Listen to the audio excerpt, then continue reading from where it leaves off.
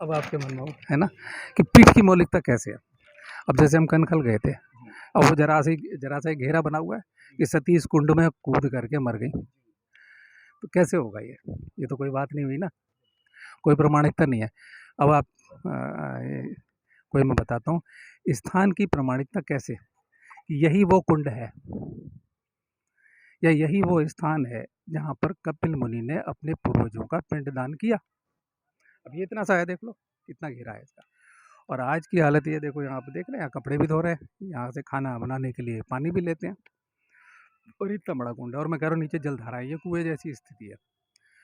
और ताज्जुब की बात है, मैंने पूछा ना कोई बीमार पड़ता है यहाँ पे, पड़ना चाहिए। अब ये आएगी तो भैंस भी पानी पी लेगी यहाँ पे, चली जाएगी मैंने देखा नहीं मतलब जानवरों को, लेकिन पानी पी के जा सकती है वो यहाँ पे, कुत्ता भी पानी पी के जा सकता है इधर से। लोग ध्यान रखते हैं वैसे, वो देखो कपड़े वपड़े बदलने का शायद वो रखा हुआ उधर, है ना, बड़ी बार, लेकिन आ सकता है कोई भी। तो स्थान की प्रामाणिकता कैसे होती है, देखिए ये बड़ा बात। अभी जो लोग मर जाएंगे वो आगे वालों को बता देंगे कि कपिल मुनि का स्थान है, उसके बाद जो पीढ़ियाँ होंगी वो स्थान है। ये भौगोलिक ईंटें सारी नहीं है। आपने अभी देखा वो मूर्तियाँ वहाँ देखी, खंडित मूर्तियाँ मुगलों की हुई, बहुत सारी तोड़ी हुई हैं, वो देखा उधर कितनी सुंदर, कोई यक्षिणी योगिनी की मूर्ति है वो देवी की, तो तोड़ दी, लेकिन कपिल मुनि की मूर्ति नहीं टूटी, गणेश जी सुरक्षित हैं, बराबर की सारी तोड़ दी गई हैं, और एक ही पत्थर की बनी हुई है, आपने देखा। तो ये तेज है। इतना तो ओशो भी मानते हैं, जो हमारे सनातन धर्म के विरोधी है, कि मूर्ति प्राण प्रतिष्ठित तो रक्षा कर लेगी। मैं अन्य इस टाइम तो यहाँ पे हम घर से इतनी दूर हैं, होटल से इतनी दूर हैं, तो मैं किताब खोल के आज पढ़वा दूंगा आपको किसी टाइम भी जो लिखा, क्योंकि मानना पड़ता है, इनकार कितना ही कर ले, ठीक है। तो इस तरह से यानी लाखों साल पहले ये स्थान है, ये स्थान है, सब कुछ ये नहीं था यहाँ पे, उस समय कुछ और था। और कपिल मुनि ने अपने योग बल से अनेक जगह जलधाराएं पैदा की है, वहाँ कुछ काम किया है। तो जहाँ जहाँ उन्होंने तप किया है, जहाँ जहाँ उन्होंने कुछ किया है, क्योंकि ये वाराणसी है, यहाँ उधर पिशाच मोचन में भी पिंडदान आदि क्रियाएं होती हैं। और यहाँ से विंध्याचल की जो देवी है ना, इसके पास 2 किलोमीटर जो है राम गया घाट हैगा, और राम जी ने पिंडदान किया है। राम गया घाट नाम है, और उग्र तारापीठ है। 8 जो महाविद्या तारा के स्वरूप है उनमें से उग्र तारापीठ यहाँ पर है, यहाँ से कुछ किलोमीटर दूर पड़ेगा। वहाँ मैंने मतलब मंत्र योग के विषय में परमेश्वरी जगदम्बा की कृपा मुझे वहीं पता चली है, कभी उसका जिक्र करूँगा। मैं ज़रा अनुभवों की बात नहीं करता, बस यहीं मैं काट देता हूँ अपने आप को, क्योंकि लोग हमेशा ये कहते हैं मुझे ये दिखाई दिया, मैंने ये दर्शन किया। मैं कभी नहीं कहता मुझे ये दर्शन हुआ या ये हुआ, कभी कहता हूँ इससे कल्पना को बराबर। ये योगानंद ने कल्पना में गप्पे हाँकी है खूब, ऐसी युक्तेश्वर गिरी लाड़ी, जरा सी कोई शक्ति आ गई है तो उसके बाद से उन्होंने शुरू कर दिया, और अवतार बाबा ने सारा ईसाई धर्म खड़ा कर दिया। सारे वेद शास्त्र पुराण वगैरह हमारे उपनिषद वगैरह वो ईसा मसीह ने के हैं, या मुस्लिम धर्म की बात करते हैं, क्योंकि विदेशों से धन लेना, आश्रम बनाना ही उन्होंने किया। तो ये सब है। तो मैं मौलिकता की बात कर रहा हूँ, क्या इसमें अब शक है आपको?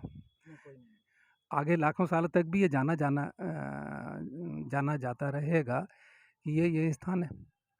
तो चीज़ें बदल जाती हैं। अब मूर्ति भी भरोसा मत करो। अब मैं बताऊँ कि ये मुगल काल, ये जो मूर्ति है कितनी पुरानी है। अभी हम कार्बन डेटिंग करें, आप तो इतिहास के प्रोफेसर हो, क्या होगा अच्छा बताओ? अब पत्थर पे नहीं हो सकती कार्बन डेटिंग, वो तो अच्छा डिफरेंट जो अच्छा, लेकिन ये तो मुगल काल का तो है ना, बाकी मूर्तियों है ना, पता लग जाएगा ना, इतिहास वाले जांच करेंगे तो पता लग जाएगा कितनी होगी। 200 साल, 400 साल, 500 साल, 1000 साल, 1000, 12, 1500 साल, 2000 साल वाली मूर्तियाँ तो आम मिल जाती हैं, है ना। मैं इतना घूमा हूँ देश में, इतनी मूर्तियाँ तो आम मिल जाती हैं।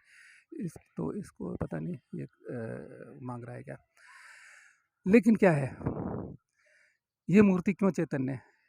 वो जो स्थान में चरण पड़े हुए हैं, वो तेज उस मूर्ति ने ग्रहण किया है। अगर मान लिया जाए ये मूर्ति भी टूट जाए, कल को दूसरी कोई नई मूर्ति बना दी जाए और एक साधारण पुजारी उसकी पूजा कर ले, इसी प्रसंग में जो मैं हमेशा कहता हूँ, अब जैसे वो क्यों तोड़ दिया गया विश्वनाथ मंदिर, ज्ञानवापी वाली, असली विश्वनाथ मंदिर कहीं और है, वो सुरक्षित कर दिया ऋषियों ने अपने त्रिकाल ज्ञान से। उन्हें सब पता है कि कल को मुगल आएंगे मूर्ति तोड़ेंगे, तो सुरक्षित वहाँ तक कोई नहीं पहुँच सकता, और द्वार ही नहीं खुलेगा। ये बात भी ओशो ने मान ली, और मैं कभी जिक्र करूँगा। तो ये दिन छुप रहा है, 1 मिनट इसका कैमरा ऑन करें शायद।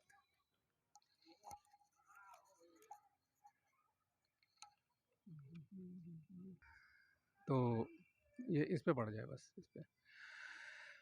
तो इस प्रकार से जितने भी पीठ हैं हमारे देश के, तो उनकी महत्ता यही है कि वो जब भी मूर्ति असली वाली मूर्ति, जैसे अभी मैंने यहाँ महाकाल की मूर्ति के विषय में और आज रात को मौका मनोभाव बना, तो मैं उसको आज आपको स्पेशल जानकारी और दूंगा मैं,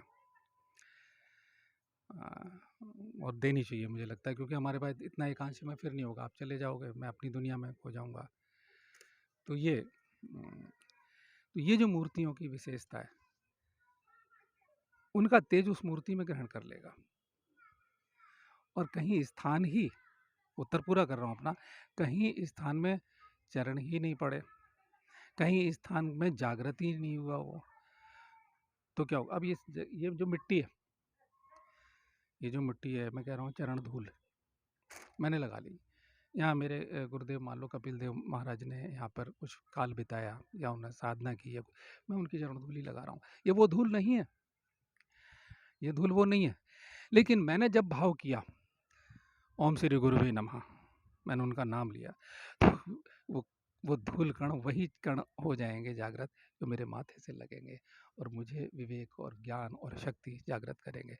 शायद समझ पा रहे हो, क्योंकि वो हैं अभी भी वायुमंडल में, तो विलीन है वो कण जो लाखों साल पहले थे। इसलिए मैं कभी कोई प्राण प्रतिष्ठा करके देता हूँ तो मैं कहता हूँ 2 चीज़ों से बचाइएगा, वो हमारा परंपरा में है कि जन्म काल और मृत्यु काल, क्योंकि शास्त्रों में कह दिया गया कि 13वीं के दिन 13वीं क्रिया करने के बाद विसर्जन, यानी हम शुद्ध हो जाते हैं, और जन्म काल में सूतक दोष और एक पातक दोष, तो वो होता है। तो उसमें क्या होता है, तो सूतक दोष लग जाता है, तो उसमें वो यंत्र में तरंगे दूषित हो जाएंगे, क्योंकि उसमें तीनों गुण है, सतोगुण भी है, रजोगुण भी है, सात्विक, जो मेरे आप यंत्र धारण किए हुए हैं, मेरा प्राण प्रतिष्ठित, तो जिन मंत्रों से मैंने किया हुआ, क्यों हम जा तो रहे ना, तम से लेके सत्व तक की यात्रा है हमारी, और सत्व के पार जहाँ तीनों गुण ओतप्रोत हो जाते हैं, तीनों गुण नहीं रहते, क्योंकि परमात्मा तो गुणातीत माना गया है, गुण तो बाहर हैं, भीतर कोई हम उनके परे जाते हैं, फिर वो शब्द नहीं रह जाता। तो इस कारणवश ये जो परंपरा है, अगर मूर्ति टूट गई है तो ये मान लेना चाहिए वहाँ प्राण प्रतिष्ठा हुई ही नहीं थी किसी ऋषि का, मुनि का। अब जो है वो तो साधारण पंडित जी मिलेगा ना हमें, और आपने कहे जाए हम दक्षिणा चढ़ा रहे हैं, वो ले रहा, वो तो जात जता पूजा पाठ सुबह शाम कर देगा, उसके अंदर कोई प्राण बल नहीं है। ऐसे ही होता है, आप देख भी रहे हो क्या स्थिति है इन लोगों की, है। लेकिन वो जो असली है, तो अगर किया गया है और उन्होंने बाकायदा संकल्प किए स्थान जागृत, तो लोग आते रहेंगे जाते रहेंगे, वो परंपरा चलती रहेगी कि ये स्थान वही है। तो हो सकता है ये और पीछे तक हो, लेकिन एक हिस्सा जरूर छूरा होगा उस कुंड से। अब समझ में आ गई, और जलधारा मिलेगी। हर जगह की यही कहानी है। उन मंदिरों पर भरोसा मत कीजिए कि ऊपर मंदिर 1000 साल पुरानी ईंट है कि 2000 साल पुरानी ईंट है, इसलिए मौलिक बात कर रहा हूँ मैं। जहाँ राजा परीक्षित जा चुके हैं, सुखदेव मुनि ने कथा सुना दी है, जन्मेजय का राज्य, मेरा सारा अध्यात्म वहाँ से शुरू है, उससे आगे मैं बढ़ता ही नहीं। ठीक है, इस कारणवश ये मूल तत्व आ गया कि प्राण प्रतिष्ठा का ये विज्ञान है, और गिनती की मूर्तियाँ हैं हमारे देश में ऐसी, और जहाँ अभी भी कामना सिद्ध होती है। लेकिन जिस गुरु ने हमारी चेतना जागृत किया, अब मैं यहाँ भी है, गुरु परंपराओं के बड़े सख्त निर्देश हैं। गुरु तो शाप भी देते हैं, गुरुओं के शाप से जन्म जन्मांतर खराब हो गए। और गुरु, ये शास्त्र पढ़ रहा हूँ मैं, समझ लो, उनका सार बता रहा हूँ। और गुरुओं ने आपके भाग्य में खराब लिखा, गुरु ने आशीर्वाद दे दिया, तो आप सब कुछ बदल जाता होता है। आपने बहुत कुछ प्रत्यक्ष भी देखा हुआ है, गुरु यहाँ मत्था टिकवाया आपका। तो लेकिन जिस गुरु ने, मैं उन्हें प्रणाम कर रहा हूँ कि जिनसे मुझे नहीं मिला, लेकिन कोई ऐसा व्यक्ति यहाँ आ जाए, अभी कह रहा हूँ, और वो कहे जी जो उस गुरु ने जिसके पास तुम बच्चे की तरह गए, तुम्हें बैठना नहीं आता था, और उसके बाद आप उसकी निंदा कर रहे हो, तो उसको दुर्दशा ही प्राप्त होगी। बहुत सी चीज़ें होंगी ऑटोमेटिकली, अभी नहीं होगी, मरते टाइम होगी। बड़ी दुर्दशा को ऐसे आदमी की मृत्यु होती है, और मरने के बाद भी जैसे वो लटके हुए ना युक्तेश्वर गिरी, अभी तो मैं बोल रहा कि उन्होंने अपना वर्णन खुद किया कि मैं यहाँ यहाँ यहाँ हूँ, तो उससे भी ज़्यादा वो जन्म जन्मांतर और लोकांतरों में भटकता है ऐसा आदमी, उसकी गति नहीं होती है, तो उसके लिए द्वार नहीं है। लेकिन जो अच्छा इंसान है, क्योंकि उसका तो आभारी होना चाहिए, उस आदमी का आभारी होना चाहिए जिसने तुम्हें मार्ग दिया है, जीवन दिशा दी है या तुम्हें व्यक्तित्व दिया है कि समाज में 4 लोगों में बैठने लायक तुम हो गए। तुम इज़्ज़त के काबिल हुए। तो ये मेन है। मुझे लगता है प्राण प्रतिष्ठा का विज्ञान समझ में आ गया होगा। कुछ बचा हुआ है? अभी पूरा करते हैं यहाँ से फिर चलते हैं। ओम श्री गुरुवे नमः, ओम श्री गणेशाय नमः, ओम महाकाल भैरवाय नमः, ओम महामाया महाविपरीत प्रत्यंगाय नमः, ओम तत्सत।